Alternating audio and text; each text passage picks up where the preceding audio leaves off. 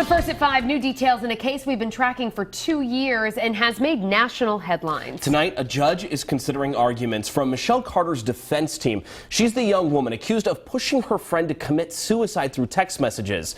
Now her lawyers want certain pieces of evidence thrown out. Eyewitness News reporter Jared Pliner is live in Taunton from the southeastern Massachusetts mobile newsroom. Shannon, Steve, good evening. This trial could begin in December. It could even begin in January. We don't yet know, but whatever jury gets this case will have a very unique set of facts. Any comment on the hearing at all? 20-year-old Michelle Carter and a father without a son, Conrad Roy Jr., leaving Taunton court without comment. Attorneys for Carter want a judge to throw out her text messages and statements to police arguing detectives violated her rights. Carter charged with involuntary manslaughter, accused of using those texts to repeatedly coax Conrad Roy III into killing himself in 2014. Prosecutors say Carter was never in custody when detectives talked to her in a high school lobby. Told her that she was free to leave at any time. He then asked if they could speak to her. She agreed, and then asked if he could record it. They then had a conversation that lasted approximately 7 minutes. You will hear the defendant did almost all of the talking. On the tape, Carter said she tried to save her friend. And I told him that he should come with me and get the help that he needed. But he refused. He said that no one would be able to help him, and it would make him worse if he got help. They advised her that they had a warrant for her phone. She entered the password when asked and provided the password. Her attorney argues Carter, then 18, turned the phone away at first to shield the screen. I think it's telling that the interview ends and they with what's the password, and that I suggest is because when they turn the corner, Dad's already there. I think they interrogated her, so they should have recited Miranda. They didn't.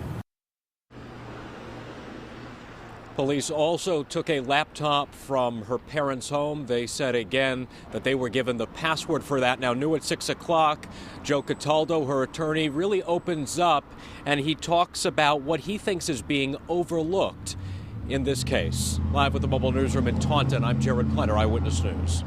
New at 6, the attorney for the young woman accused of encouraging her boyfriend to commit suicide opens up about their legal battle and the unique circumstances of the case. Eyewitness News reporter Jared Pliner is live in Taunton from the southeastern Massachusetts mobile newsroom with more details. Steve, that's right. At 5, we brought you the fight over what evidence we'll get in now, what Carter's attorney wants to set straight.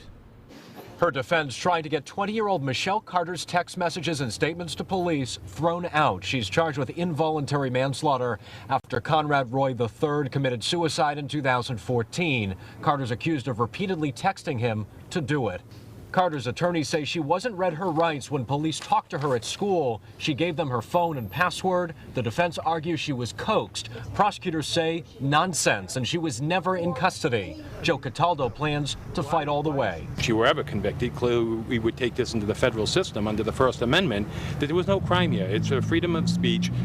She encouraged him to take his own life, given the fact that he persuaded her to encourage him. Cataldo says the reporting has left something out. She encouraged him to live, to get help in McLean Hospital, a treatment center where she was. He said, no, I'm not going back to a mental hospital. They make me worse. In court, Cataldo brought up alleged domestic violence at the hands of Roy's father. He argued everything must be looked at. This is the problem when you open up prosecutions of suicide.